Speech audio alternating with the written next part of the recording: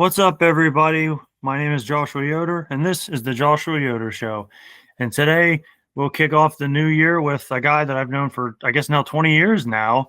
He's a guy that I've known since high school, freshman year, and he's a living legend, if you will, in the pro wrestling industry here in Mifflin County. His name's Matt Silks. What's up, Matt?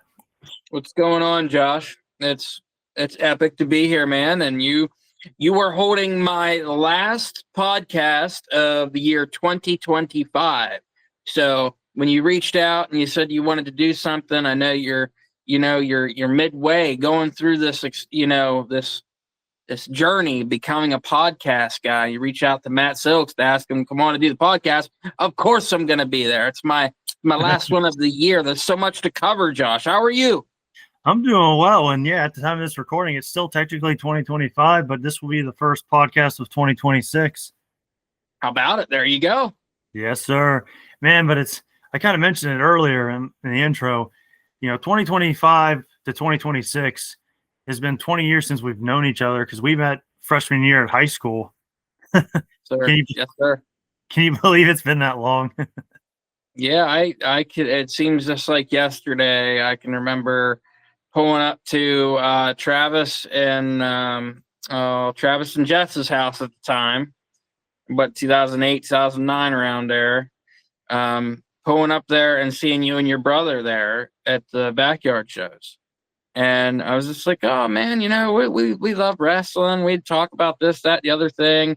I have video that I just watched not too long ago of me and my brother wrestling Andy and RD Mosh at the time just was, Rodney,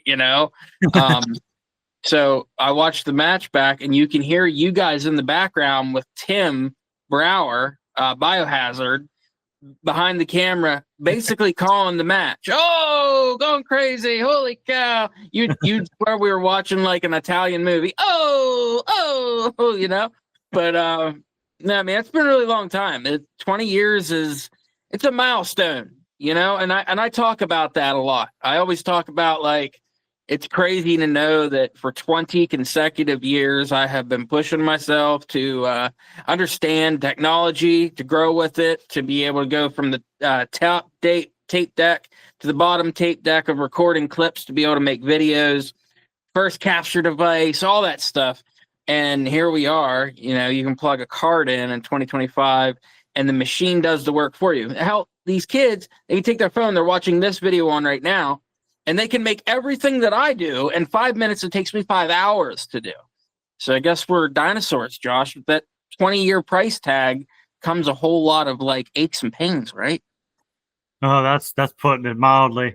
I mean, it's just crazy. And I think what's also too, like you mentioned earlier about, gratitude and like seeing that, and that's kind of like the theme too of this episode is that like we both went through some pretty tough stuff for different reasons, of course, and sometimes those intertwine, unfortunately, but like to see where both, like, I guess in a way gratitude, because, like we said, we both came from pretty dark places, and to see where we've come from back then to now is honestly, it's quite interesting. Yeah, to say the least. I think interesting is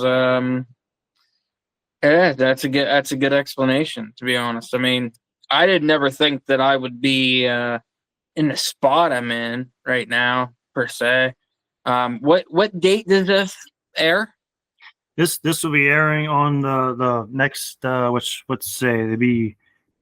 will be the 31st, so I guess that'd be what, the 7th? The 7th of January. Yeah, so it'll be right before the HWF Retribution show live at the Heritage Fire Company, January 10th, right? Yeah, it'll be before that. Yes, it will. So, just to give you a little glimpse into what I'm going through at the moment, when this video comes out you said the date that'll come out right before our show, a whole lot of stuff will even happen between now and that date. But sitting here, knowing that we're shooting a full-fledged documentary that will be, it'll be shown here in Lewistown over the summertime. We just released a trailer over this past week, Christmas break. Knowing that we're going forward on something that I've talked about for so long, and digging into the weeds about all that, and talking about what the business means, and like these moments of being able to sit on a podcast, talk to someone you've known for 20 years. This person knows, you got on the horse, you started the backyard, you do it all the thing, you leave wrestling, you come back, and now we're in a position that I think I could take a break. I think I could miss a show maybe. And I think that the show would still draw very well. I think that we have a lot of people that fans care about, but in the position I'm in right now, it is 100% affecting those talents. And knowing that right now I'm 36 years old, I never thought this day would come when I am directing the guy that trained me, the guy that I had heat with for so long, and we went to court against each other, and we swore we'd never do anything with each other. I'm sending him messages, and I'm sending him, oh, well, I don't know, maybe redo that promo, or try this or try that. It's wild to be in that position, Josh.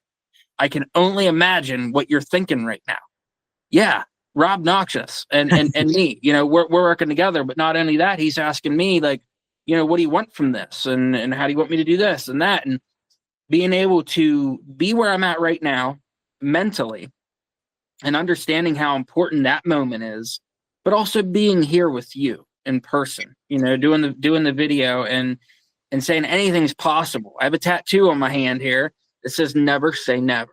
And I got this tattoo, I think, in the midst of Rob and myself having the issues that we've had and everything, and working to a good relationship and being able to trust each other and all that.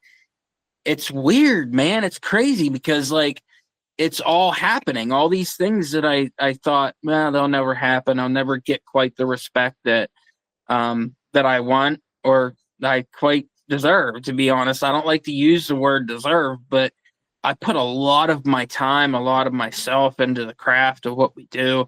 And even making decisions like that, it's like the ball's on this kid, you know what I mean? To think that he could tell this person how to do this or that. At the end of the day, man, it's to make a better thing for the people. It's content creating. And I think so many people get lost in this mindset of like, there's just so many content creators. There are. But there's guys like me that have been chipping away for 20 years. A lot of these kids chipping at 20 minutes, farting on camera, doing the dumbest shit in the world, getting millions of hits when a real legitimate person is scraping and appreciating everything they have. Like this right here, sitting and talking to you, it's a good outlet for me because it lets me be able to tell the people that it's not as easy as you may think it is. I don't click a button. I don't generate things AI. Personally, I think it's cool what they can do now, but me personally, I don't per se believe in AI. You know what I mean? I like to have my hands on what we do. You know what I mean? I like to be able to be in the creative process for everything that happens at the HWF, umbrella. I want to be involved with that. There's a lot of people contribute, but AI, it just seems like it's too easy, man. There's no art left to it. We went from records to CDs to memory chips to now a computer just does it all. Sorry, man. That's not my cup of tea. That doesn't mean that it's not for everybody else, but that's why I'm behind, Josh. That's why I am sitting here, in my red room when I could be out wrestling or doing this or doing that. And a lot of it is because of, we get comfortable and we just, that's not for me. And then we move on, but moving on, it doesn't feel like you're moving on unless you're doing shit. And I'll tell you what, that this year has all been about doing shit, brother. 2025 was an epic year, to say the least. It certainly has its ups and downs, but honestly, like we both kind of talked about it before we recorded. It was kind of up and down year for both of us, but at the same time, though, I feel like we both. I mean, if this was years ago, it may have been really a dark moment for both of us, and that's. Yeah. And I kind of wanted to bring it up because you mentioned Rob and all that stuff, but like going back a little bit further, when we first met, we met through high school and the backyard wrestling, and we became good friends, and we both talked about. We always talked about how like it'd be cool to like do something to like, not necessarily be like super rich and famous, but be like, wow, to like make money and do stuff for the community and build something special. Like, yeah, like that's something that we thought would be amazing, yeah. And for a while and for those of you that may not know, like we both trained and wrestled and together for a short time period. You were obviously ahead of me when you first started, and obviously, like, I wanted to just see if what I could do. I thought it'd be cool to just see what I could do because again, for those that may not know, I was born with scoliosis and cerebral palsy, and I jumped in and wanted to see what I could do. And I was able to do some things physically, but I basically became like either a wrestler or a ref, whatever Yeah. they needed me. Mhm. And then as time went on, I guess, and being about self-reflecting and trying to be gratitude. We both kind of went through some hardships during that time period, with, Yeah. and no, not to like, because like for me personally, it was kind of a rough time at that point because I was going through some stuff, mental health wise, and then like obviously you were going through some tough stuff, which not to be mad. I don't want this to make it sound like I was mad at you, but it was kind of like really affecting me because it was like, Yeah. wow, like I knew this guy, and I guess we Yeah. just Some way you kind of looked up to me a little bit. You know what I mean? Because I was doing what you wanted to do.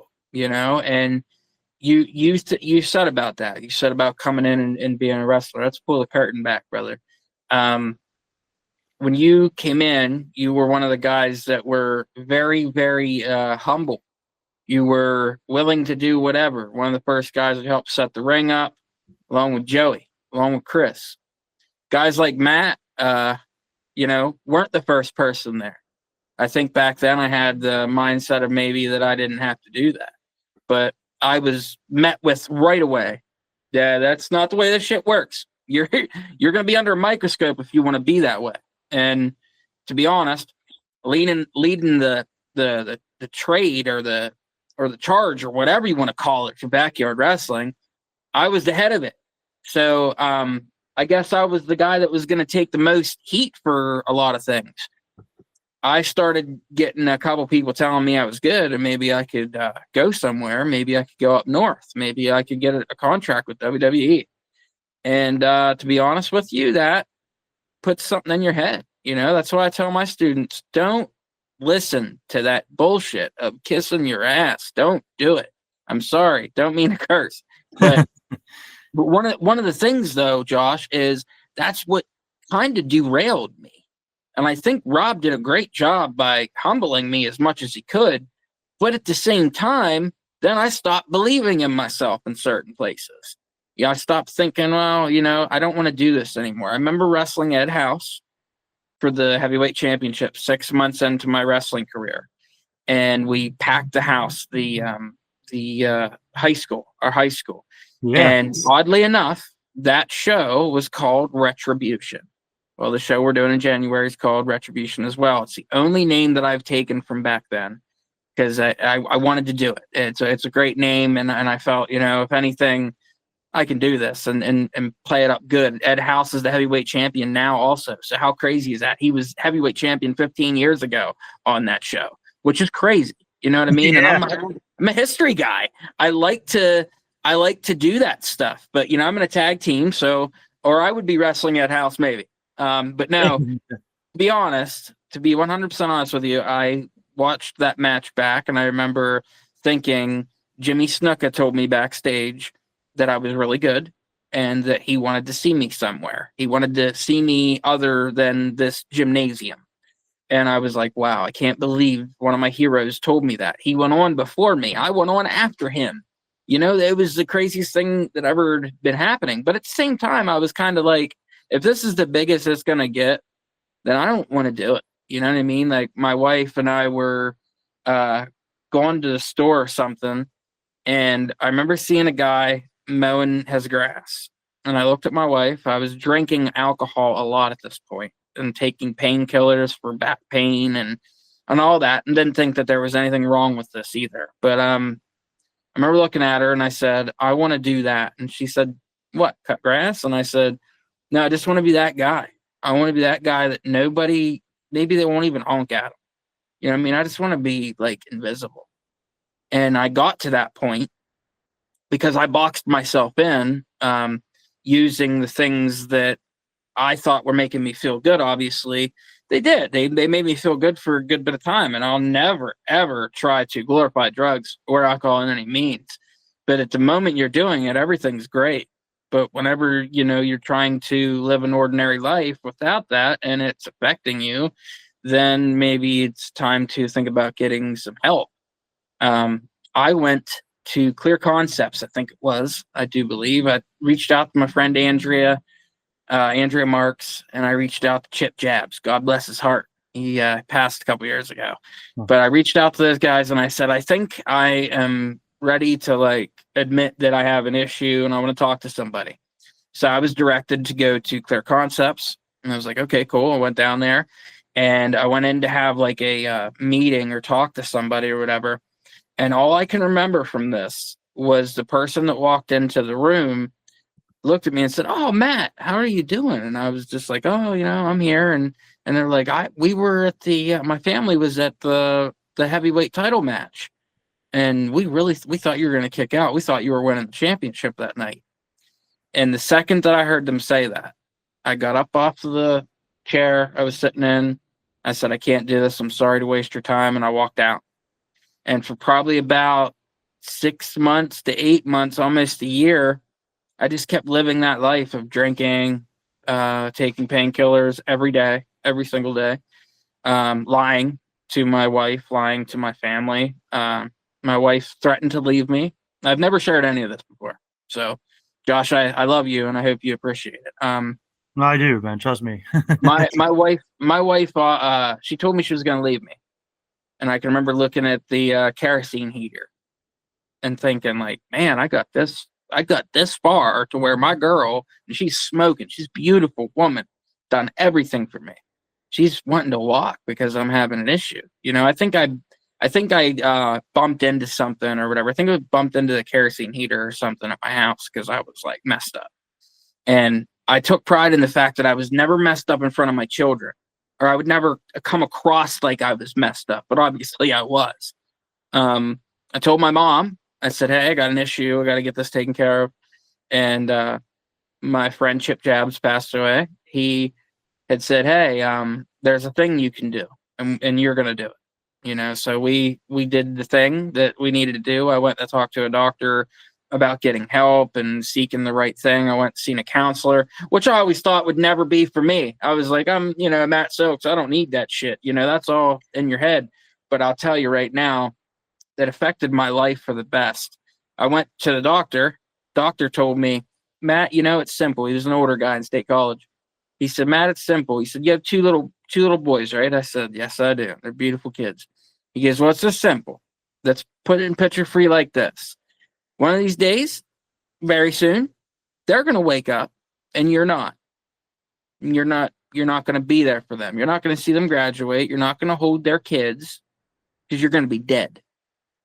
And that right there, in all honesty, it scared me so bad that I was just like, I don't want to drink anymore. And I, proudly, almost a decade now, it's coming up with 2, if not close to. I don't pay too much attention to it because I don't let it run my life. I don't look at it and say, "Oh, every day." I don't say, "Oh, I need a drink." It's not, I don't have that. I do have an addictive personality, and I'm also the person that can go to a friend's house and have a drink or two and that be it. But a lot of people can't do that. For a long time, I couldn't turn the partying off. I couldn't do it, but I did. I was able to turn it off, but I took the struggle head on. And I grabbed the bull and I wrestled it. You know what I mean? So I look at it this way. Anybody that's battling something like that, just imagine battling that, and everybody that you want to talk to about it, everybody that you want to go to about it, you don't do that because you know that they believe in you so much. And you don't want to put your problems on them. And I know I didn't want to. I didn't want to tell them I'm messed up and I need help here, because they needed help. They needed me to be the strong person, like my wife. You know what I mean? She went through some crazy stuff, man, and stuck around. We've been together a long time. It's before too long, we're going to be at 20 years, me and her together. You know what I mean? So doing everything I've been able to do through, I guess, sobriety, you want to call it that, Yeah. I can have a drink here and there, but like I don't feel the need to. You know what I mean? I think wrestling helps me though. I think that training and being around the guys and feeling a constant, I need to be the best version of me for these people. That's what I'm just constantly thinking about now. And Yeah. I think it's a step process, you know?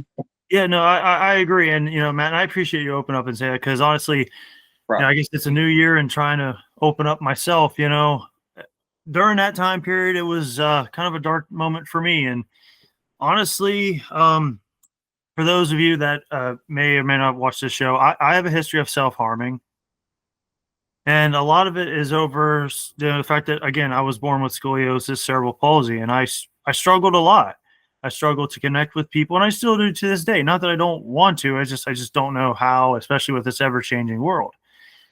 And I'm not trying to make you, oh, sorry, I'm trying not to get emotional, but I'm not trying to make you feel bad, Matt. But a lot of the reasons why I have a tough time with people and connecting with people is there's been a lot of people in and out of my life.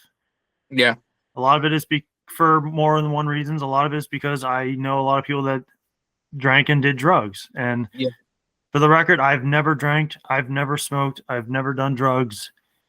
Yeah. And I kind of lived a sheltered life because of it. You seen me do it though.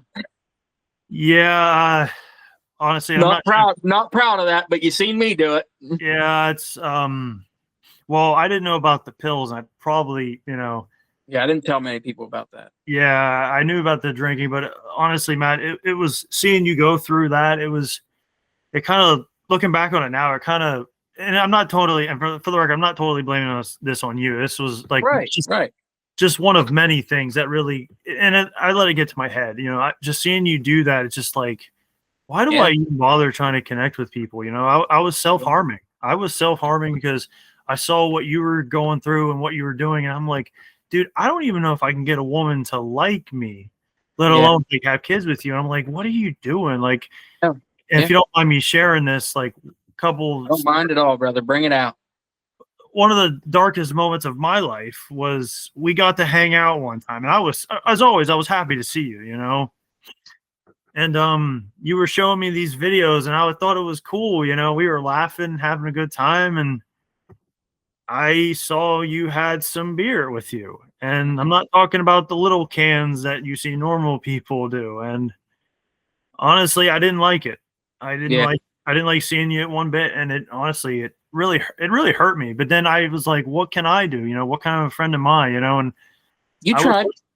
And I felt worthless, and honestly, and like to add to your point, I've been taken advantage of by people as well. I was, especially, not to sound, sexist, but it's like I've been taken advantage of by women in the past. I've been hurt and been cheated on, and and I also struggle with daily life, because of the mentioned cerebral palsy, scoliosis, and I try. Yep. Seeing all that stuff come together, and it really broke me. And then probably the biggest one that really like hurt me, and it ultimately was one of the things that led to me leaving, getting out of the business. Yeah. Was the unfortunate incident between you and Rob. And you talk about getting caught up in the middle of a crossfire. Now, and for the record, I don't think I'll be out in the record and say this. I know for a fact you didn't mean for it to happen, and I know for a fact Rob didn't mean for it to happen. And it was one of those things. Like, if there was one thing I really hated during that time period, it was that. Yeah. Like, and I can imagine. Well, the worst part about it was, I came in the train. We were getting ready to just, do stuff, and well, pull back the curtain a little bit here again. Rob was not in a good mood, and I came in, and everyone's just sitting around. Like, it got real tense, and I'm like, and me with my anxiety, I'm like, man, what's going on? And I was told that apparently there was an issue, and then it was going to be taken to court. And I'm like, well, what happened? And then they said, apparently, not to get too much into it, but apparently you go for it, brother. I have no shame. Well, apparently, and correct me if I'm wrong, but apparently, I guess you tried to come into the building to grab some of your equipment. It what ended up happening, and this is the first time talking about it, but Rob and I talked about all this too, and I'm surprised that this is the first time it's coming out like this. But so when I was away from wrestling, he had my ring, and our deal was, he could use the ring, and I could, he would train me. So that was our deal. A lot of things happened over those 2.5 years, maybe 3 years, and I ended up leaving. I'm away, and then we find out that they're going to be selling the school. And as well as I do, because you were there, you were training there at the time that I came back. One of the many times I come and gone.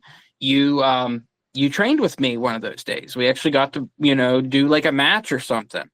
And I remember that Rob had been like, afterwards, he was like, I didn't know, if you would be on or not. I told Josh, just take care of him, do the thing. And that was probably a crazy thing for you to hear. Like, wait, what? I'm gonna have to garner Matt. Okay, like this is different, but you did a great job with it. And at the time, you did. You stood up to the plate and you knocked it out of the park. What? Now, what ended up happening was, while I'm away and they're gonna sell our building, I'm gonna go down here and I'm gonna talk to these guys. I want to get the ring. So I remember Rob said about, hey, you're giving me money, or you won't get the ring back. So I looked at my brother and I said, let's go out to Mike Lash's house. We went out to Mike's and I said, hey, Mike, I'm going to go get my ring. I said, I'm not playing these games. We're not going to do this. And he was like, yeah, no, I don't have the key for it. They took it or whatever. So I was like, all right. So I knew that the middle bay door never quite locked because I got them the building. When Don Chapman was still alive, we walked right into Nittany Paper where I was working at the time, and Don gave us the right to have that building. So somewhere amongst this, I was never told I was never like allowed to be there or whatever. But I went down, I got the ring, and as I'm pulling the ring out and putting it on the truck, Jamal pulled in. Malcolm King pulls in. And he sees what's happening, and he heard probably from Mike and Rob's probably like, what is happening? And I was just like, no, dude, I'm not dealing with this. I'm not playing these games. I'm getting the ring and I'm going. So put all the metal on, me and my brother Chuck.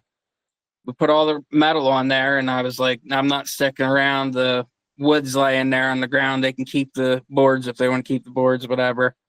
So we come up the road, no trailer, no nothing, you know what I mean? Because I had no time, you know what I mean? Like, I'm not going to I spent $5,000, over $5,000 on this ring. No one is taking it from me. And I didn't give a shit. So we went down, we got it. And I remember the cops came to my house, and I thought I was going to go to jail. No lie. I was going to go to jail, but they didn't take me to jail. They got me on trespassing because apparently I was not allowed to be there, which I was never told I was never allowed to be there, whatever. So then we go to court. Me and Rob see each other before we go into the courtroom. And like, I even nodded at him. He nodded at me. Mike Lash gave me a hug. I believe there was a couple of people there. I won't say their names, but Malcolm King was there. We go inside and we basically lay it out. You know what I mean? Rob didn't say anything out of whack. I didn't say anything out of whack until a certain point, and we dealt with that. I had to pay a big fine for, I guess they would have thought of it as like me breaking in somewhere. So I had to pay that for a couple of years. We don't speak because of it. You know, there's like war, hatred. I was dubbed public enemy #1. So when I was coming back to wrestling, my first show that I did, SWF, with Eric Hamill, tag teamed with him in New Jersey, and my aunt, Jeannie, had passed away the day before. You remember Jeannie? Yeah, I remember Jeannie. It's been a while. She passed away. This is 2021. The lawsuit thing, whatever I guess you would want to call it, I think was 2018. So there was a long time in between here. And I'm trying to come back to wrestling. I wanted to build HWF up. And a lot of it was in spite of Rob and Jamal and all of that. Yes, 1000%. And there was a lot of spite on their end too, because they ran the same day as me and all that stuff. But the craziest thing is my Aunt Jeannie ultimately brings Rob and me back together, because I'm on my way home from SWF in New Jersey. I send Rob a message. This is the first show I have been on without him being there, without being protected. So I sent him a message, and I was like, you probably don't want to talk to me, but hey, man, I just want to let you know my aunt died. And I know that had like a special thing to him, and he loved Gene. So he messaged me back, like, I'm sorry to hear that. We would text little bit. I was like, I'm training, and he's just like, that's good. I heard, blah, blah, blah. And then Doc that passed away. Great dude. Yes. I love Doc, and Doc ultimately is the guy that brings Matt and Rob back together, ultimately. So we were submitting paperwork for a show in 2022. Now, like I said, out of 21, we talked a little bit, but in 2022, early in the year, we're submitting paperwork. They're running a 7 Mountain show in Lewistown, and Rob calls me and says, hey, I want you to come down here to the school, or come down here to the show. Doc's here. He said something about you didn't put your paperwork in yet. And I'm like, what? This is the first time we have talked on the phone. This is the first time words have been said to each other since 2018. And I was like, okay, I'll stop down. And he was like, all right, bring the wife with you. So I look at Trista and I say, we have been summoned to the principal's office. So we go down there, and I see Doc, everything, and I see Rob. There's like this second. It's the first time we've seen each other. And we hugged, and I told him sorry. I said, out of everything that's happened, the thing that hurts me the most is that I disappointed you. You know what I mean? And we've talked 100 times about this. He's even said about, he was mad at the time about the ring and everything, but there was other things that aided him. And me as a trainer now, 36 years old, I don't remember how old he was whenever he met me. I don't even know how old he is now. I don't ask that type of question, but I know that he was younger, and I know that he was going through what I'm going through now, which is trying to be too nice and, not have people quit. But at the end of the day, this is a cutthroat business. And if these kids that are in my school right now would have been coming up whenever I was coming up, and a couple of them are, they would not be in.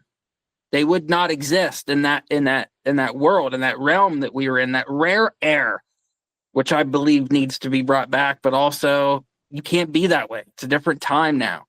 But now, here we are, Rob Noxious.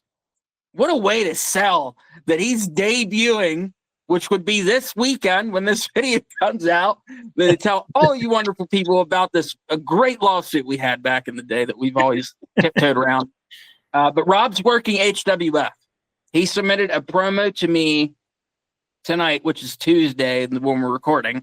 But he sent me a message, and I was like, man, I can't see you and I can't hear you. Can you send me another one or whatever? But it's wild, man. It's wild to know that a lot of it's been fixed, but a lot of it hasn't. You know what I mean? Like that's what we both love about what we do, because that means we still have air in our lungs to be able to patch it up tomorrow. You know what I mean? I feel like in some way we're always going to be patching it up. He told me whenever I won the heavyweight title in HWF, he told me that he would never look down on me again. He would never treat me like I was less than. I have my own promotion. I'm doing okay. But all I've ever wanted, it's like a father-son relationship. It truly is. Like almost everybody calls him dad because I call him dad, Yeah. I'm probably one of the only people, well, back then anyway, I'm probably one of the only people that was allowed to stay at his house. I never did, but I was allowed to stay at his house if I didn't have a ride coming home. And like, that's a big thing to me. So I have guys now that are messing up, doing things, wasting time. And now I know what it feels like, man. I don't know quite how it feels because I don't know if I'm right or not, but he's said it to other people in front of me that I'm one of his very first students. You know what I mean? Like one of his first, like on paper, everything's legit, blah, blah, blah. I was one of his very first. And if not one of his very first, within the handful of the very first people. I know that he had a lot to do with J Money. I know that he helped shape Jason's mind maybe a little bit.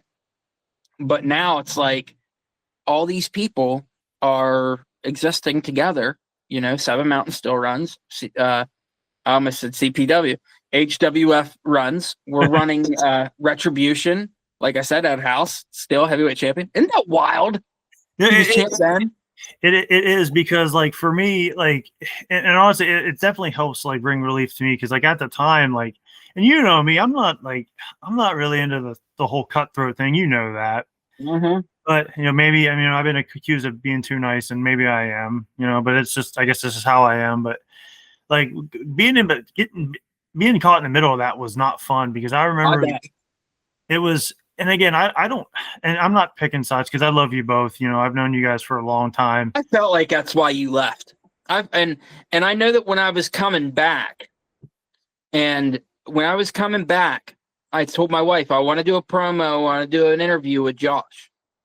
And that's just how ignorant I was to the thought. I didn't know that all that stuff affected you that much. I didn't. And God bless your heart, man, but we did it. And I know you went through a lot of shit. I remember sitting on my mom's porch and you being like, I don't want to be pulled between. I said, brother, I'd never do that to you. I know. I just know that I'm running my own thing. You know what I mean? And we ended up doing it, man. And I think everybody's better off for it, to be honest. Well, without question, yeah. Because like I remember, and shout out to Jamal. He's the one that really, helped me, Chris and Joey and Rich too. All the Lewistown guys. Because like one of the things that, when I came in the train that day and I found out what happened, I was just like, looking back on it, that was kind of the beginning of the end for me. Yeah. There was obviously a bunch of other reasons. Like I got hurt because of a woman. I'll just leave it at that. But right.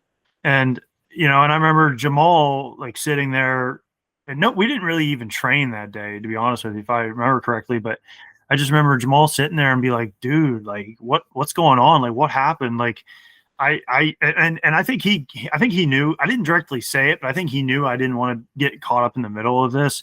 And of course. And like Jamal, and shout out to Jamal, he a ton of credit for this, but he pulled me aside and he goes, do you trust me? And I was like, yeah, of course I trust you. And he goes, stay out of it. He straight up told me, just stay out of it. He goes, he knew I loved Robin, and he knew I loved you, and he knew what kind of position I was in. Jamal tried to stay out of it himself. And he did.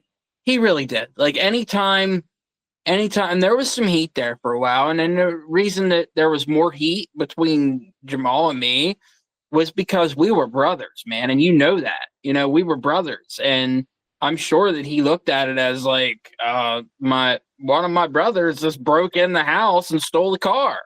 You know what I mean? Like, I'm sure that that's the way he felt, but there's also my side, the way I felt. And to be honest with you, Josh, anymore, that stuff, it's almost like, who cares? Because at the end of the day, we're both doing wonderful. I know Jamal's loving life, doing what he does. I work for him. He comes up here to watch our stuff. We've always been very close. So it was hard there, but it was hard for him to keep himself removed from it, because there for a while, me and Jamal patched our stuff up way before me and Rob did. And he would always just be like, hey, I'm going to do this. I want you to be involved with this and this. And Jamal would tell me, he would say, like, he said this last year, the year before that, like, that you were ahead of all of us, right? And I said, yeah, I know that. And I was like, did I treat you like I was? And he was like, no. And I was like, but why does everybody insist that I did treat everybody like that? I said, I think that I was arrogant to being good. You know what I mean? Like, speaking of all of this, I'm going to be wrestling Draven Blaze singles. He wants that guy. He wants the guy that I was then, doing all the stuff that I was doing then. And it's crazy to think back and know that all the stuff I've been through, I wouldn't be able to even have a conversation like this. There wouldn't even be able to be comments on Facebook of, oh, this is going to be an instant banger. And this, comparing it to WWE pay-per-view matches, like, I wouldn't have that. And I wouldn't understand the severity of how important that is if I didn't go through all of that. So, like, now, just a couple months ago, I was invited to the Valor and Seven Mountains and CCW. What is it? United. That's what it is.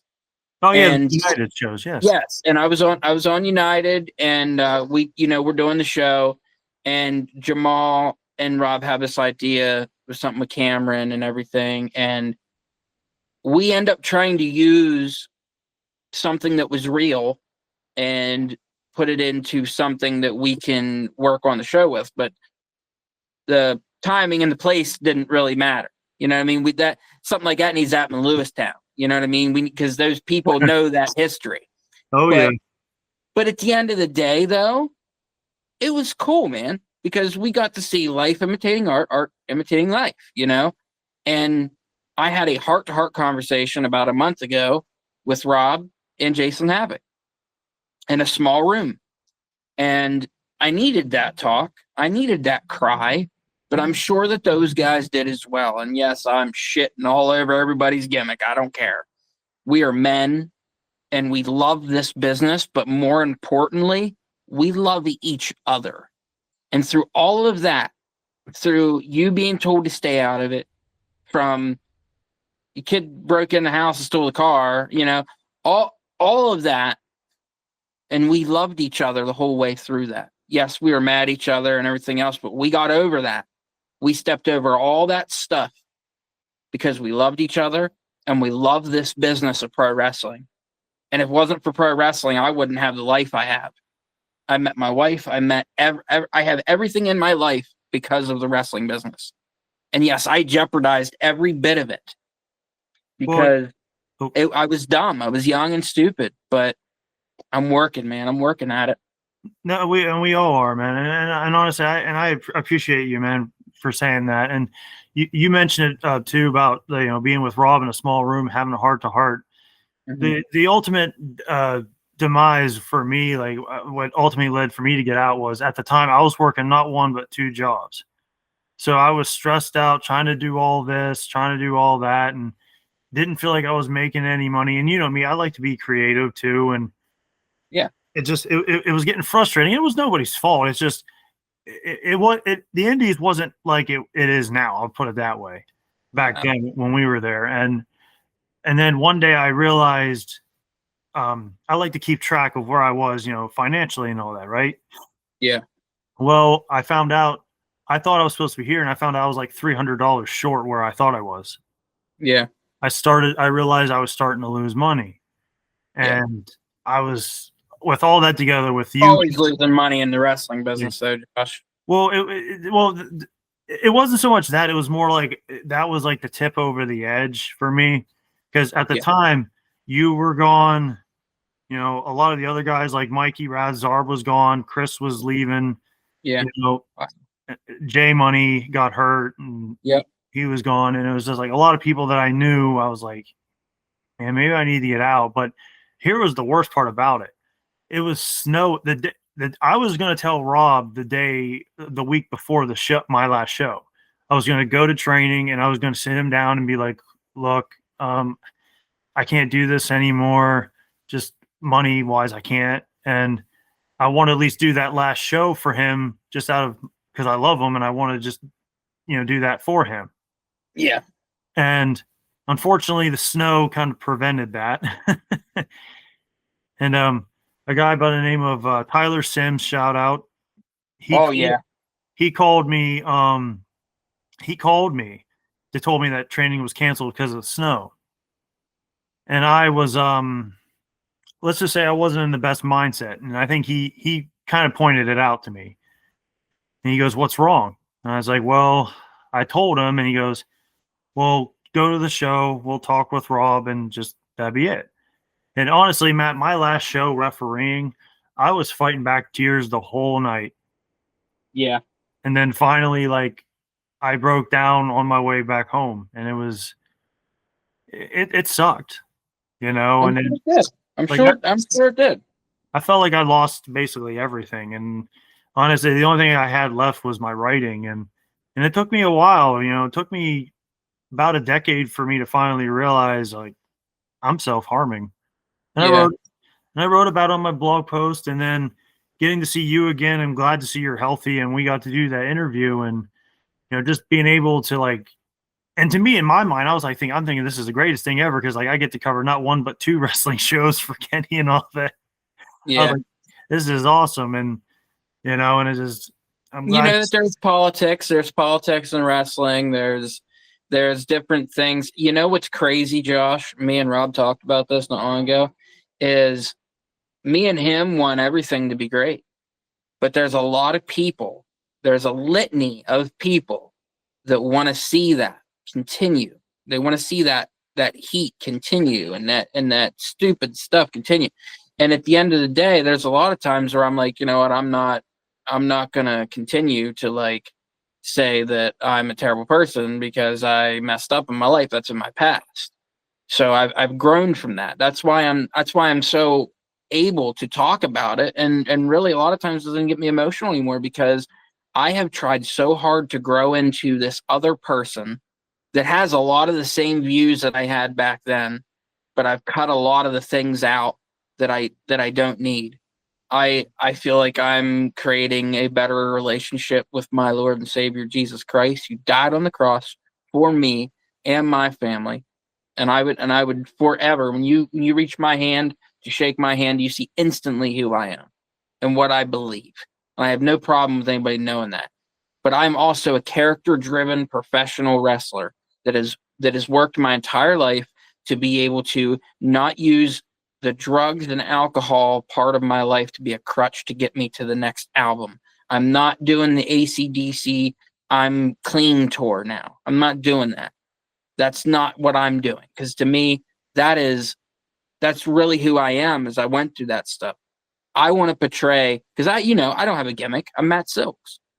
So my gimmick is my story and the things that I've gone through and the battles that I've fought and where I'm at. And to be honest with you, I'm so happy to even be able to sit here and talk about this and know that even if some of these guys, Rob, Jason, myself, Jamal, and you, even if we're not happy with something, we'll get over it. We'll get over it. We'll wake up tomorrow and we'll get over it. And if we don't and we choose to go separate ways, then who cares, man?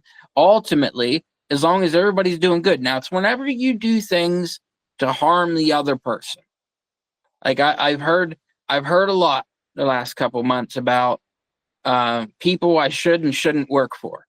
Okay. And a lot of those situations, a lot of the things that are being brought to me, if I would say those things to those people, they would say to me, well, how's that affect me? They didn't do that to me. Unless it's like murder and like they going to jail and stuff. Yeah, I'm not having anything to do with it. But at the end of the day, I'm trying to build a professional resume that I know is not going to get me to WWE. I have no aspirations to go to WWE or AEW or TNA or any of that. I want to work on the indies. I want to make the guy that goes to AEW, to TNA, to WWE. I want my son Matt to be the Matt that got it right. He's over 6 foot, man. He's literally the most kindest heart I have ever met in my life. Beautiful soul, good looking young man.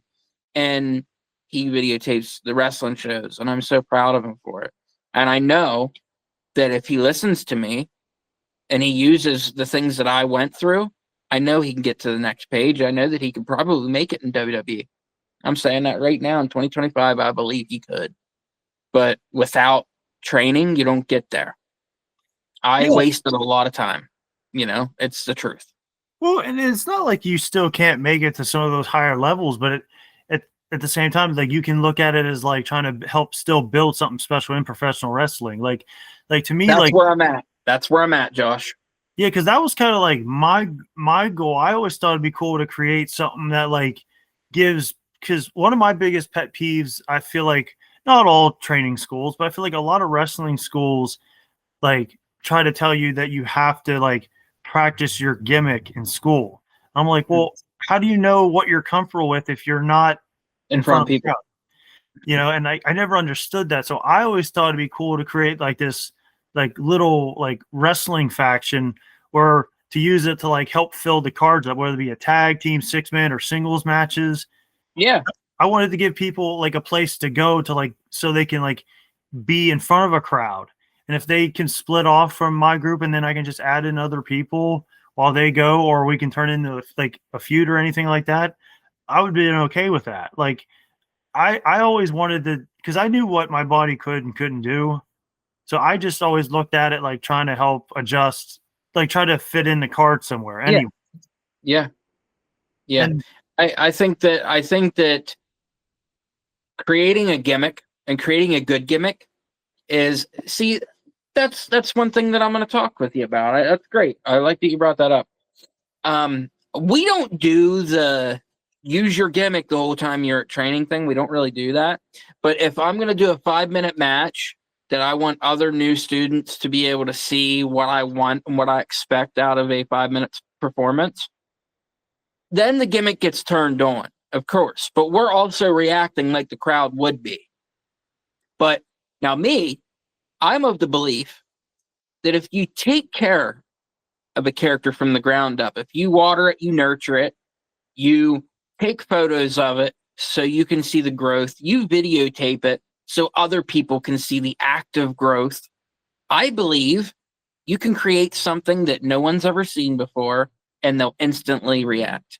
I'm hoping that in March, whenever Simon Walker debuts, one of my newest students, I'm hoping that when he hits that entranceway, the people go crazy. Never had a match before. This is his first match ever in March 14th, Heritage Rumble.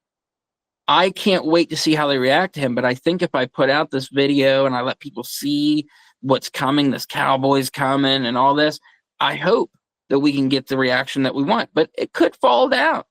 He may not be able to have the reaction that I want. But I think a lot of that has to do with I do let these guys have a lot of input in what we do.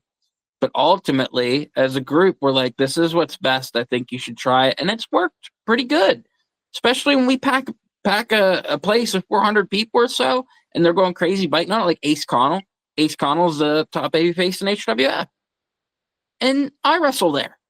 So that's awesome. And I love that because we've gotten to a place to where without any garbage, without any politics, this kid has learned. He's seen the politics. He's seen what backstabby feelings are like. So he's been around it. But this other kid, this brand new kid coming in, he's having a pampered come up, something that no one's ever had.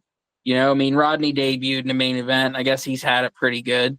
But this kid here, he has it good. And I want them to have it good. I want them to debut, work hard, and go there. Young kid, make it. That's my goal, man. Josh, I could care less what I do with the rest of my career. yeah, I want to help affect the change in other people. And I don't want don't talk about me. You don't have to say Matt did that. Just use what I taught you and teach other people to shut up and listen. You know what I mean? yeah. I agree with you on that because, like, to me, like, and again, one of the things I will say I hate about pro wrestling, especially nowadays, is like there's a lot of politics getting involved, and it's like, look, guys, like, yeah, it's a creative business. I get we all have our opinions, but it's like people are all like you said, they're stabbing each other in the back or taking advantage of people, and I'm like, if there's one thing I hate about the indie, especially in the indie circuit, it's like, guys, we're not making like hardly any money, so why are we trying to screw each other over? Like, listen to the people that have invested the money. And to me, that's what it's about. If anything, like, yeah, we're all going to throw around ideas, but the guy that is paying you one and then paying everybody else and then paying for the venue and putting all the advertisements in and all that stuff. And like, I have no problem saying it. We lost our ass on the Good Brothers. We did. They were a huge tag team. We were not prepared for that. And a lot of ways we were, though. They were treated very well. My wife made sure everything was taken care of for them, and I mean everything. And we had no problems. It was a wonderful experience. But you're talking about getting it to the step and putting the money into it. Like, there should be no arguments. If you don't like what you're doing and you don't want to do it, then I guess you're not going to do it. But if you walk on a creative process, you think the next place, that's a good thing about having Seven Mountains and me now, is we weed through the people that are just going to walk us. You know, we have no time for that. Odds are, most of the time, they don't work with somebody, we probably won't. If there's problems, we probably won't. But like to me, this is my idea book here, right? I sit, I write into this book of things that I want to see. And I promise you, if anybody would be able to look inside this book, you would probably think that you're going to see my name mostly through everything. No, this is the book that I'm thinking for other people. You know what I mean? Of course, my name's on there to have a match. I want to wrestle, of course. But like the moment that these people in this book are able to get a better reaction than me, and they're able to sell more than me, then maybe it's time for Matt to only invest into this book. And dude, it's not, I'm not gonna lie, it's not far away, but I'm not gonna act like there's any retirement thing. There was a thing that Honorary Wear had put out and said about like the contract with me and HWF and everything. And I'm working through everything I got to do. This thing with Jason Havoc and my wife, and there's a whole creative process to that, and being able to live up to all of that. So if you see something like that, odds are, as we are trying to make the best show possible, this is entertainment. But there is also Matt Silks, the guy, the wrestler, and the guy, two different people. You know what I mean? Like, there is going to be a day I'm going to have to hang it up. I hope it's not until I'm 50. I want to be able to wrestle until I'm 50. But, possibility that might be around 40 or so. I'm 36. So that gives me a good couple of years. But I'm always going to be training guys. I'm always going to be in the creative process. I'm drawing air. I'm helping the wrestling business, at least in Mifflin County. I'm not trying to act like I'm some type of mind, because I'm not. I'm just some guy that doesn't know shit, that I like to hear the crowd react. And sometimes some of the things that they react to just happen to come out of my mind. But a lot of it comes from a whole bunch of other minds. You know what I mean? There's a lot of people that help here. You know that. Yeah. Oh no, definitely. And it's funny you mentioned that. To go back a little bit, you mentioned earlier about how when you tried to make your comeback going through your dark period, which they'll say. Yeah. And I came to training one, and for the record, I was excited to see you back, because I thought it was cool to have like you, me, Chris, Joey, and Rich, all the Lewistown guys, like, because I think that's important, especially with our community. If our community's kind of struggled a lot, and over the years, and to put it mildly, but when you were out there, we were doing a little gauntlet thing, just like a fun little warm up match, nothing serious. And you were out there first with somebody, I forget who it was, and Rob pulled me to the side, and he was like, and I was like, I'm humbled and thankful that he trusted me with you, considering your circumstances, but which honestly I didn't fully know at the time. Yeah. He's like, hey, I trust you. Just take care of them. Just do this and that. I'm like, okay. So I go in, and I'm like, because he wanted me to slow it down. So I was like, because he knew I was never a speed guy. Let's just be honest. Yeah. But I was humbled by that, and it's nice to see you. But I guess ultimately the point I'm trying to make, and a lot of people may or may not realize this, we actually never wrestled a match against each other. I don't think so. No, we never did. I don't even think I was on a card that you wrestled. No, when I wrestled a ref, we never were together. Now I know you refed. I know that you refed a match or so that I was in. I think maybe. No, I was not. You were kind of going through your stuff with Rob at that point. Yeah, and probably. Like that's why I was excited to see you back, because I was like, oh, we can do this. Because at that point I thought I was doing good, and I was like seeing you come back. So you and I never actually got a chance to work together. We never wrestled each other. And you know what's even weirder? I never got to wrestle Rob. Yeah. That's gotta suck, man. That has got to suck. Well, it's one of those things that's like unfortunate, because it's like it was out of my hands. It was out of everyone's hands. Know that. I swear, never knew that you never wrestled him. I could have sworn you guys worked. No, we never did. Well, to be fair, again, with me, I'm not trying to make excuses, just the fact of life I got to live with. But with me having, scoliosis, cerebral palsy, yeah, and like people people don't realize I was kind of like a fill-in guy at the time. So Nothing wrong with that. They're yeah, the most reliable guys to have, Josh. well, I appreciate that, but it's just they needed me to ref or wrestle. So a lot of times, I was just refereeing. So I was like, okay, well maybe that's all I really needed. And of course, mentally, I was kind of getting depressed too because I didn't think I was doing good enough, And then Yes. blah blah blah. But to stay on the positive side, I never got a chance to wrestle you. I never got to wrestle J Money. I got Yeah. never got to wrestle Rob, but it's and there were some people I actually wanted to get in the ring with, but never got a chance. Yeah. The whole thing is when I was coming up, that was like those were pretty much everybody that I was wrestling all the time. All those guys you just said. J Money was, a lot of people don't know this, but J Money had a really big impact on me. And yeah, me too. I like J Money. Shout out to J Money. Yeah, J Money was I don't mean this in a bad way. I don't think he was ever truly utilized the right way anywhere he was at. Like, he was very creative, but you know what? A lot like me, he was creative more times than not for other people. He was always like coming up with stuff. Well, you could do this here and do that. And I know everybody does that, right? But a guy like Nate, a guy knowing his past and knowing that he worked through going to school and working and going to training, going to school, going to work, going to training. His story is one of the best stories out there.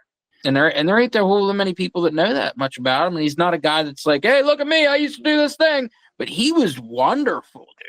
Oh, he was good. He was really good. Like, for me, some of my favorite Rob Noxious matches, J Money's in them. You know what I mean? Yeah. So, like, I think that's a tell just how great he was. I wrestled him quite a few times. First time I ever had a match, a pro wrestling match ever, the Battle Royal. I threw Rob out, threw everybody out, won the Battle Royal. Go to the main event. It's me, Dylan, which is Bulldog James Dylan, yeah, and Manu from the Anali family, and we're wrestling CCW alumni. We're wrestling Rob Noxious. You said about it earlier, Mikey Rath, and J Money. Listen, Mikey Rath still is one of my favorite people ever. We haven't talked in like a long time, but he is truly like one of my closer friends in the wrestling business, one of the first ones anyway. But I hope you're doing good, Mike, if you hear this. Odds are not. I don't think he really is involved with wrestling much anymore. But we did a 3-on-3 6-man tag, and it was my first match ever. And the favorite part about it was working with J Money and being able to take the leg drop from Mikey Rath, you know what I mean? And getting the win. You know what I mean? Getting the win with a WWE guy, the first thing I've ever done. It's in my hometown. There's like 500 people at this event. It was incredibly humbling, but at the end of the day, I think I'm not who I am if I didn't meet those guys, have the interaction with those guys. Like, sure, I've done a lot more with Draven Blaze in 6 months than I did with any of those guys the whole time that I was at Rubs. But that is because I have the time now to appreciate the stuff. You know what I mean? Back then, I wanted to do shows and leave. Do shows and then leave. And now it's like, I can't wait to train. I can't wait to get to the next day of training. I like training more than I like doing shows. And I'm not shitting on any other coach or any other teacher, but I cannot sit on the outside. I have to be in the ring almost. There's probably 25% of the night that I'm not. But 75% of the night I'm in there doing everything with everybody. You know what I mean? So I'm always just trying to learn something myself. You know what I mean? Like, wrestling teaches me something every day. Most of the time, what not to say. Most of the time, what not to do. But it's also taught me how to evaluate every situation. If it's small and doesn't seem like a big deal, look at it from every side, because politics, hatred, jealousy, and ill malice, they all want you to fail. Yeah. So that little thing can turn into something huge. Like that dude, the pill thing was this big. It was tiny little pills. and I let it completely ruin my life. Most of it, I don't have teeth. I can't smile right. You know what I mean? Like, of course, wrestling knocked a shit ton of them out of my mouth, but that's because I lean in. I like to make it look real. Odds are it is real when I'm in there. But like at the same time, though, that medication and doing so much of the stuff that I did just it wrecked me, man. You know, and like now I don't even hardly smile in pictures. You know what I mean? I haven't shown my teeth in a long time. So I'm actually on the journey. I want to get these wrestlers over big time so that I can go get my teeth fixed and watch everybody grow. You know what I mean? Like, what's it look like to see an HWF event and Matt is not on the HWF event? It's in the future. I'm telling you, man. Well, without question, and to go back to on some of the people that we talked about earlier, shout out to J Money, Mikey, and Courtney. I miss those guys. Like people, I miss Mikey and Courtney too. People have legitimately no idea how good J Money was in the ring. Jason Havoc the same way. Yeah, Jason Havoc the same way, bud. It's he's like the smartest guy I've ever met in the wrestling business. I don't care who gets mad. Well, and one of the things too, I will say another person that was influential in my life, you know, and honestly, I didn't know how well I would have been mentally if he wasn't there. Would have been Zarb. Yeah, you know? I know Tom. I mean, I've wrestled him and like we've talked and stuff, but that's your Jason Havoc. Jason Havoc taught me the psychology of the business. Yeah, absolutely. And it wasn't a one-day thing back then, Josh. You learned it. You learned it every day. Oh, absolutely. And another guy that we need to mention, he's been on my show before, Mark Mess. Yes. A lot of shout out to Mark Mess. A lot of love and respect for him as a wrestler. Now you say Mark Mess, I can't say Jason's the smartest guy I've ever met in the wrestling business. Now, there's two of the smartest people. Oh man, but no, honestly, man, it's just one of those things. I just think it's people don't realize like the brotherhood that people go through when it comes to some of this stuff because it's a creative business and we're just trying to entertain people. You know, people don't understand, you know, and it's just it's your job to let them. That's why we pulled the curtain all the way back tonight. Well, to be honest with you, I wasn't expecting to talk about a lot of the stuff that we talked about. It was a good episode, man. Well, no, I appreciate it, man. I really appreciate you coming on, Matt, and you know, I can't wait for you know, this by the time this airs, this coming Saturday, you know, Retribution will be coming back to Lewistown for the HWF. Can I say just a few things about Retribution before we go? Yeah, let's talk about it. Let's go for it. Okay, cool deal. Now we have gotten out of the weeds. I can tell you a little bit about what's going to be happening here. Yeah. Besides the Heritage Rumble that will be that night in the Coliseum, that's in March, we're going to talk about January 10th, which is live at the Heritage Fire Company. So we got to talk about it instantly. We talked a little bit about it. Rob Noxious and Jason Havoc will be wrestling in a Fans Bring the Weapons match, and I'm sure we can go into that a little bit. SOMC, myself and RD Moss defending the HWF Tag Team Championships versus South Philly's Finest, a dream match of mine. I am so excited for this match. We'll talk about that as well. Sam Street versus the Pit Chick Danny Lair, a rematch from last year. The hottest name in HWF at this moment, Ace Connell, will take on Kai Thomas. What a talented performer. We were talking about Jeff earlier a little bit. Oh, yeah. Holy cow. Tyler Sims, he's created a monster in Kai Thomas. We worked with him for the first time on set, took test footage of him down at the Heritage last week. It was awesome. I had a chance to wrestle him 2 days in a row. I won't hang on it too long, but the kid is truly one of the smoothest guys I've been in there with. He has an understanding of it. Yeah, no, I've covered him a few times for Seven Mountains for Hometown Sports. He's very talented. He's incredible. Moving on to another incredible talent that is finding his way into the wrestling business. Close personal friend of mine, and I don't care if anybody knows it. Half the time, the mean things that he's doing, it's because I'm telling him to do it. Big Philly will take on Devin Thrasher in a rematch that happened at Summit Hill a few weeks ago. and that is for Wow, This Is Wrestling. That's a rematch here, January 10th, live at the Heritage. We have Edward James, a Lewistown alumni. He's been wrestling here in Lewistown for 20 years. He's taking on Draven Blaze, one of my favorite people in all existence. I'm taking on him this weekend coming up. But Draven Blaze, Edward James will take on each other in a last match. You know, Edberly Ray could easily end up being with Draven Blaze after the comments made at Heritage Harvest. Ed House, the HWF heavyweight champion, will put on his brand new championship. He'll put it on the line versus John Roden. Roden looking to try to get back. That's going to be hands down probably the match of the night. Isaiah Frazier and Ian Bush, which Ian Bush is incredible. We got to speak to that as well. Both these talents in a historic making moment. HWF unveiling the Heritage Championship. Of course, a lot of the embodiment surrounds our story and everything we've been able to do with the Heritage Fire Company, formerly known as the Brooklyn. We are unveiling the title January 10th at Retribution, and the winner of this match between Ian Bush and Isaiah Frazier will make history by being the first Honorary Wrestling Federation Heritage Champion. Moving on to the last match I'll talk about is the Golden Boys versus Team Jawa for the number one contendership for the tag team title match. Let me tell you something. Besides wrestling the Good Brothers, one of the best teams I've been in the ring with is the Golden Boys.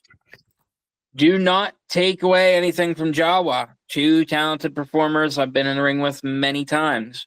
But these Golden Boys, they're a little different, man. They turn it up. They have a different respect for the business, and I always like that. But, man, like Rob Noxious and Jason Havoc are wrestling each other in a Fans Bring the Weapons match in HWF. We know it's crazy, though, because, like, well, you know me. I'm more into, like, the technical stuff like Kurt Angle, Bret Hart, Sting. That's more my style. So how's it? Let's talk about that for a second. Like, how, do you like where does the comfort or like the line for you to like be like, okay, we got hardcore. Yeah. Like, how does that feel bringing that kind of wrestling to, to HWF? I don't like it. I'm not gonna lie, Josh. I'm not a hardcore guy, but I know that when you say Rob Noxious's name, the first thing you think of is hardcore wrestling, right? Of course, absolutely. And he's known for it. So him wrestling his first match here and it not being a hardcore match, that's the thing. There's a lot of things that we do. There's a lot of things that happen on screen for HWF that I'm not particularly probably all that excited about. But I know that it's going to get a reaction from the crowd. Of course, I'm excited these guys are having this match here. The thing I'm most excited about is these two people I care about are here. And they're operating in that ring that we fought about, and there's so much history to that. But not only that, he's wrestling on behalf of HWF. He's wrestling on behalf of trying to get the company back to Trista, you know what I mean? And is that gonna happen? And what's next for that? You know what I mean? Like, this is something the Fans Bring the Weapons. I think that was a Jason Havoc idea, Rob Noxious idea. I'm excited about it, man. I'm over the moon about it. That's one of the things that is going to draw a lot of attention, believe it or not. But the thing that I'm most excited about, besides Wrestling South Philly's Finest, is I cannot wait to see Isaiah Frazier and Ian Bush. Cannot wait. It's going to be a doozy. Not to put pressure on the guys. And I don't mean to do that. I really don't. But in my heart, there is not a more complete package than Isaiah Frazier. I mean, and we're talking about in a company that John Roden wrestles at. All right. John Roden cut promos. He can do the whole thing. Isaiah is just, he's like water, man. Like, I mean it. I don't even know how to explain it. He's like, he flows so good. Everything about what he does is just right. I remember Jason Heat, which is returning to the broadcast booth with Zach Rain, January 10th. He told me about him. He told me about Isaiah Frazier. You got to bring him in. Got to bring him in. Got to bring him in. And we only didn't bring him in because my card was packed every time. And by the time we get to that, the card was packed. He showed up one night, and it was a night that somebody pulled, and he brought his gear, and he wrestled Edward James. And from that night on, he has been under my radar. Now, he came back and 23, I believe, to wrestle a tag team. I think it was John Roden and Zach Ring, the tag titles. And that match made me see, like, I want this guy here every show. I want him here. But Ian Bush, he's another one, dude. Like, he's probably one of the most charismatic guys that I've seen in a long time. He doesn't look like a huge dude, but boy, he knows how to work. It's like Adam Cole in a way. You know, Adam Cole was not big. Shawn Michaels was not big, but boy, they could work. And he travels in a group full of people that are highly successful in what they do. You know, I know that he has wrestled on shows as Matt Quay. We both know how good Matt Quay is. Oh yeah. He's very good. Yeah, there's a couple of those guys that kind of just like moved out of our territory when I came back, and I haven't really had a chance to wrestle them, but I plan on getting to that. I think that the Heritage title is the coolest thing that we've ever done, hands down. Knowing that the Firehouse is willing to be that involved, and I wanted to show them that I appreciated them. We were in the market to bring a new championship in. I wanted to get rid of the Extreme title. This is really pulling the curtain back, but I really wanted to get rid of the Extreme title because of it was limiting. You know, we're HWF at the time that belt was created. It was a different time, and I want production. I want good wrestling, and you're not gonna come to every HWF show and see steel chairs be used. Like, it's very rare that we're even doing the fans bring the weapons, because we operate a little bit different. We're a clean federation that likes wrestling, and sometimes you need a little bit of flavor of everything for people to get into it. So I think we were smart to that. But the Firehouse has been so kind to me and my wife and these wonderful people that we have in our lives that they've opened up. We run our school there. The Mifflin County Wrestling Academy is now being ran full time at the Heritage Fire Company. Wednesdays and Fridays we operate. Tryouts $50. If anybody wants to try out, $50. I trained under Rob Noxious at Fort Noxious, the place that Josh trained at, and we have a different way. You know, we teach you what you need to know to get into your first matches, and then you figure the rest of that stuff out on the road. And I think that the Heritage Fire Company is, without a doubt, the reason that we're operating so good right now. If it wasn't for the Heritage Fire Company, Doc Gallows and Carl Anderson don't come here. It's not like they called them. Of course, Trista called them and wanted to get them here, but the Heritage Fire Company and the affordability that they worked with us, and not asking for millions of dollars, like the Lewistown Community Center, it's like no one even uses it anymore because it's too much money. It's just way too much money for anybody to afford. I'm not knocking it. I love that location. A lot of my favorite things that I've done in my career were in that building. Absolutely. But the Heritage Fire Company and the men and the women that are involved with that team and all the things that they do for everybody, dude, I'm humbled daily when I walk in there. I watched my best friend tell his best friend marry me in another building. But I watched them tie the knot in the place that we wrestle and do everything and we train in. That building is just so important to me that I wanted it to be a staple with HWF forever. I mean, 20 years from now, they could make a new building. But we, HWF, as long as I'm drawing air, we will always have a Heritage Championship. Always.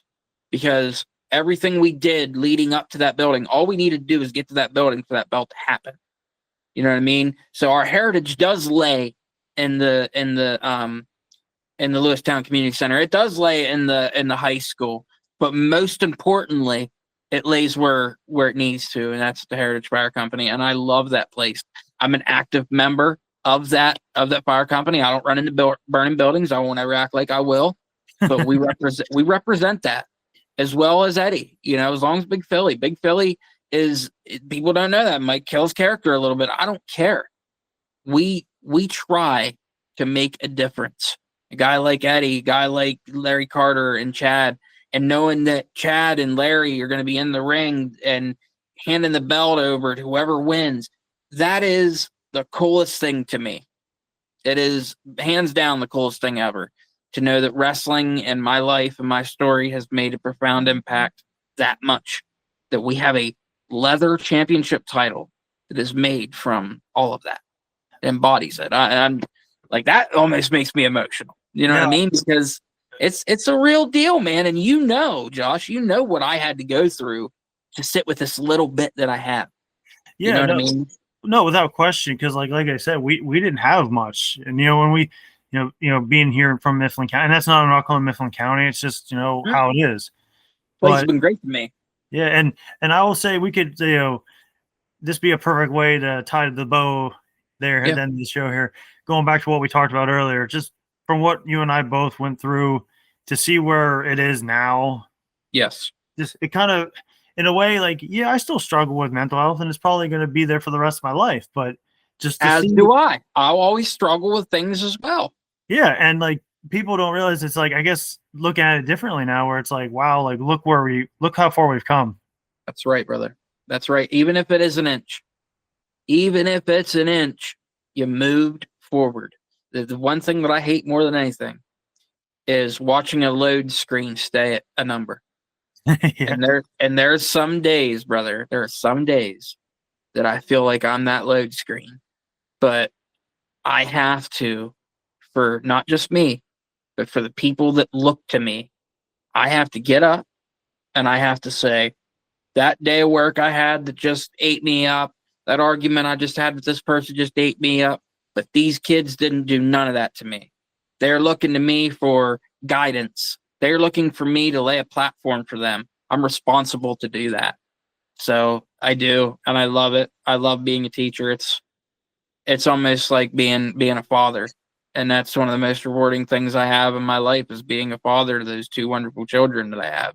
Matt and Jaden, both stellar students in school, straight A.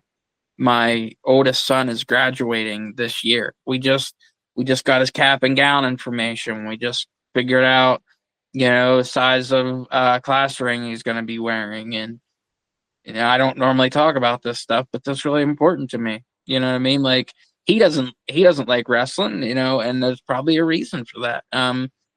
I think a lot of the reason that my oldest son doesn't like it so much is I think he did notice that I was going through things when he was little, and I'm ashamed of that. That's the part that I am ashamed of. He's seen me be in altercations I wasn't happy with, and maybe that kept him away from the wrestling thing. He doesn't hate it or anything. He asks questions about it and stuff, but you won't see him there. It was different. He's 2 years older than Matthew, and Matt loves it. Matt loves Draven Blaze, man. Like we're like a family. You know what I mean? There for a while, Draven was with us for like 6 months every weekend. And that is the guy that you want in your pocket to help you. Like I'll gladly say this right now, that if I was to leave this earth tomorrow and I needed somebody to take this school over, in a heartbeat, I would call Chuck.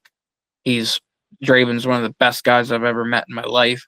He loves the business, and just like me, he'll do whatever he has to do to entertain people, but more importantly, entertain himself and me and everybody else. Well, you talk about Draven a little bit. Here's a little behind the scene thing that I don't even know if you're aware of, Matt. But for those of you that may or may not know, like I said before, I used to help out with refereeing and wrestle. And one day I came to help, cover the show, for Hometown Sports. And it just so happened to be a certain someone's birthday that day. And he happened to pull me to the side. He goes, "Hey, man, I need your help." And I'm like, "Why? What's wrong?" And apparently Matt was supposed to have referees. And Matt, for one reason or another, I guess something happened to the refs. They couldn't show up. Yep. And Matt was like, "Dude, I know you used to do it. Can you please help me out for the show?"